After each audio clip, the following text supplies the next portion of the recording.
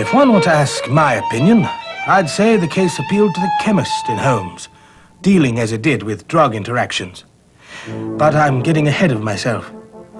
Let me return to the beginning of this adventure, the day Holmes and I were summoned to the hospital, the day we first heard the name Flolan, the day we solved the mystery of population pharmacokinetics. The good people of this hospital were just beginning a population pharmacokinetics study. Procedures had been worked out, but many of the details remained a mystery. To help unravel that mystery, they had called upon my good friend, Sherlock Holmes. Mr. Holmes, Dr. Watson, thank you for coming so quickly. Doctor? We've had questions about when to take blood, how to label the vacutainer. Well, you'll have to start at the beginning, Doctor. Watson here has some medical experience, but he's hardly what you'd call up-to-date. Of course, I'm sorry. Well, here are the facts. Patients with congestive heart failure are given many oral medications to control their symptoms. Now, in this study, they also receive Flolan, administered 24 hours a day intravenously using a lightweight pump and implanted catheter. Oh, my word. We certainly didn't have methods like those in our day, eh, Holmes? Yes, brilliant observation, Watson. Do go on, Doctor. Well, we know that Flolan also increases the blood flow to the liver, the kidneys, and the GI tract. This, of course, affects how the patient's body absorbs and eliminates other medications being taken at the same time. In other words, how much of each medication really makes it into the bloodstream from the stomach? And to what extent does Flolan affect the elimination of those other drugs? We just don't know yet. Oh, why do you need to know? Well, because we may need to change the dosing regimen of the other medications when a patient is also receiving Flolan. The answer is critical, I'm sure you would agree. Precisely. And what are these other medications you're investigating? The cardiovascular medications. Digoxin, enalapril, furosemide, and bumetanide. The plot thickens, and I assume that you're trying to gather evidence. My particular trademark. Yes, nothing like good first-hand evidence, I always say. Do go on, Doctor. Well, what we're doing is a population pharmacokinetics study. In other words, our medical investigators take blood samples from patients receiving Flolan and other medications. Now, they must keep very precise records as to the exact date and time the other medications were given and when each blood sample was taken. And why must the records be so precise? Because the samples will be analyzed to determine how much of each medication is present in the body at any given time. That's the meaning of pharmacokinetics. When we compare the amount of medication before and during Flolan therapy, we can then determine how Flolan affects their pharmacokinetics. Fascinating. Don't you agree, Watson? Watson?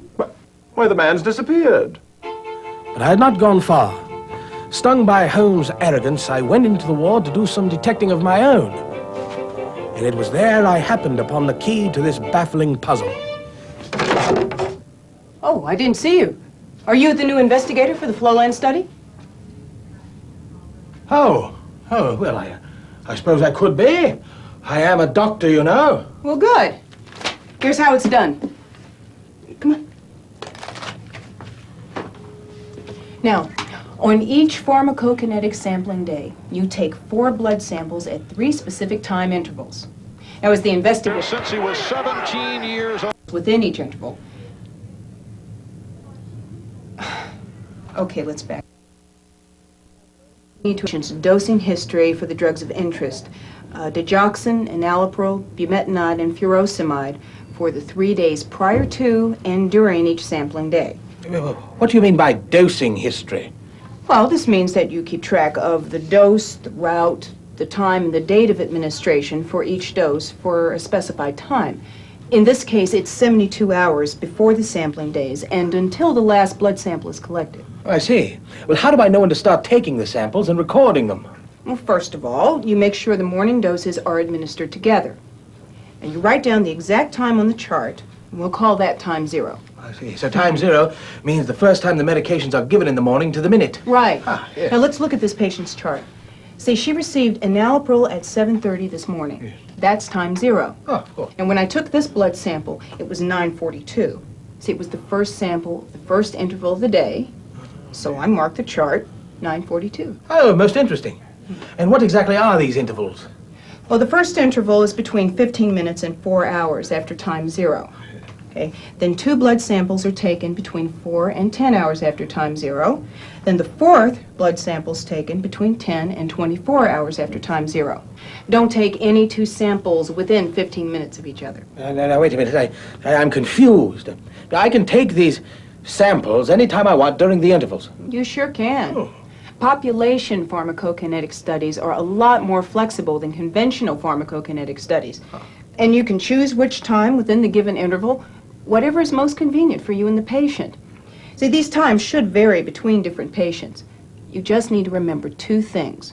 1, the study will be most successful if you vary the times, and 2, you have to keep accurate and precise records. Oh, I see. Yeah. I see. I can work the samples around each individual patient's medication schedule and not vice versa. Oh, that's most convenient. I don't have to change the patient's schedule. I just have to remember these intervals. Now, wait a minute. Let me see if I have it. The first sample comes between 15 minutes and 4 hours after time 0. Yes. 2 more samples between 4 and 10 hours, and 1 more sample between 10 and 24. Perfect. Oh, jolly good. Now, what days are the sampling days? 1 day in the non-invasive screening phase, 1 day between days 2 and 6 of the treatment phase, and 1 day within the first 6 weeks if the patient receives any of the medications IV. Dear, how will I ever keep all this straight? Oh, don't worry. Special forms and instructions come with the procedures manual. Well, that leads us to the next step, labeling. Now, before you take each blood sample, check the label to make sure that it's for the appropriate interval and day. Now, you fill in the site number, patient's initials, and the date. And be sure to write clearly with indelible ink. I'm not sure I have all that. Let me show you then. Why don't we go next door to the next patient? Oh, well, jolly good. Please, lead the way. Upon our arrival next door, she took 2 of the labels she had just shown me, the 2 that read Vacutainer tube, and put 1 on the red top tube and the other on the purple top tube. Then it was time to draw the blood.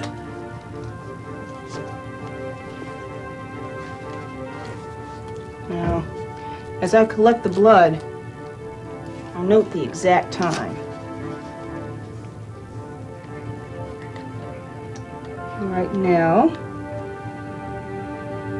it's 9:57.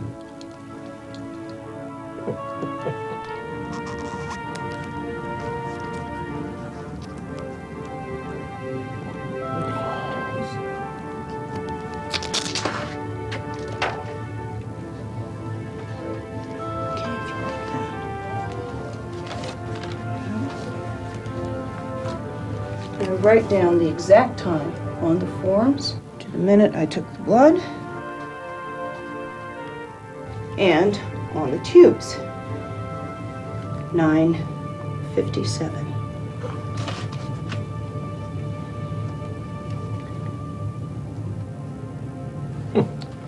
Now we process the blood in the centrifuge, and this should be done within an hour.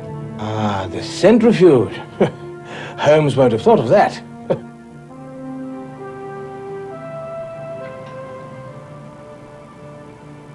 After the blood had been centrifuged, she turned her attention to the 3 remaining labels. She made sure each was completed with the proper information: the site number, patient initials, date, and time. Then she transferred the plasma from the purple top tube to a polypropylene tube and had me attach the label with digoxin written on it. Next, I transferred the serum from the red top tube into 2 other polypropylene tubes. I put a label which read ACE inhibitor on one and a label which read diuretic on the other. She explained that all 3 would be stored in the freezer for later analysis. It was then that a curious thought struck me. There's no patient number on the label. Now, why is that? Well, there's no number until the patient is randomized, and the blood samples are collected before the patient's randomized. The samples are tracked by the patient's initials. So this is unusual, but when the patient is randomized to Flolan, then a sticker with the patient number is attached to each of the frozen polypropylene tubes for that patient. Oh, I see. Now, you don't cover the original label with the sticker, but do cover it with Scotch tape. Now, this keeps the label on the tube when it's frozen. Well, then the samples are stored until they're shipped to Harris Laboratories, but well, I won't go into that. It's all in the manual. At last, I had all the information I needed to solve the mystery. And I'd done it without Holmes. There you are, Watson. You gave me quite a fright running off like that. Oh, and for good reason, Holmes. For this will be the first time I have solved a case before you. I rather doubt that, old man. Oh, well, nevertheless, I have solved the mystery of population pharmacokinetics. Indeed. And are you certain that you've examined every detail? Well, of course I might have. As I suspected. Who are you guys, anyway? I, madam, am Sherlock Holmes, consulting detective. This is my assistant, Dr. Watson. do? Now, perhaps you'd be kind enough to clarify a few details for me. For example, if you have a patient that's taking digoxin at night rather than in the morning, should you change their medication schedule? Oh, good heavens, Holmes, how on earth could No, you that's a possibly... very important question, Mr. Holmes. I'm glad you asked. And no, you don't need to change the schedule of any doses of digoxin. You administer the morning doses of the other medications as you normally would, using that as time 0. Then take the samples in the same intervals.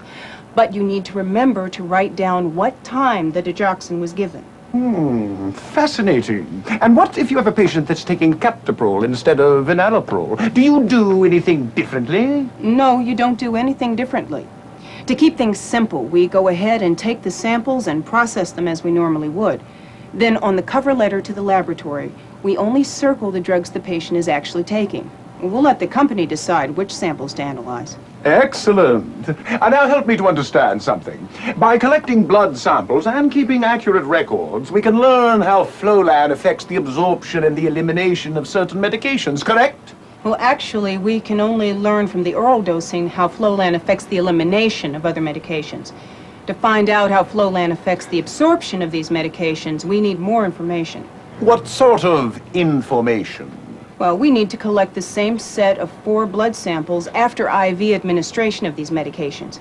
For example, if a patient receives IV furosemide, bumetanide, or digoxin during the first 6 weeks of the study, 4 blood samples are collected at the same intervals as for oral dosing, but time 0 becomes the time of the IV dose, not the morning doses. And everything else is done the same way? Yes. I have a question.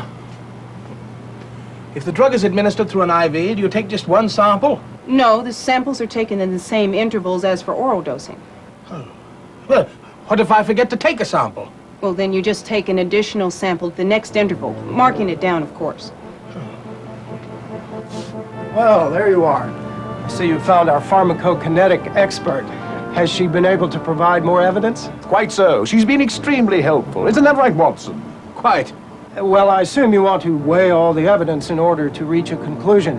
In the meantime, we must get on with our rounds. I'd just like to give them each a procedures manual. Oh, Everything else you need to know is right in there. gentlemen. Well, thank you both. Thank you. You've been most helpful. Well, what do you make of it, Holmes? Quite an obvious and clear-cut case, Watson. I knew it from the beginning. So, you've solved the mystery, I assume? You assume correctly, Watson. Quite elementary. Of course, you may have to refer to the manual. The one thing that still remains a mystery is what they needed us for if they have the manual. Well, sometimes it's much easier just to watch a tape. Tape? What are you talking about? The tape we're in right now, Holmes, right there. We're Don't in look at the camera. Oh, what? It's 20th century, old man. You've got to learn to keep up with the times. What are you talking about? Oh, yes. All they have to do is rewind the tape. Watch any part of it, really, not necessarily the whole thing. What, just you- the parts with me. Parts with I you? was brilliant. You? Oh, yes, especially the scenes with the nurse. But what about all me? that blood drawing and whatnot. What about you? Yes. Oh, you're simply the brains of the outfit. I'm the good looks, the dash, the charm, the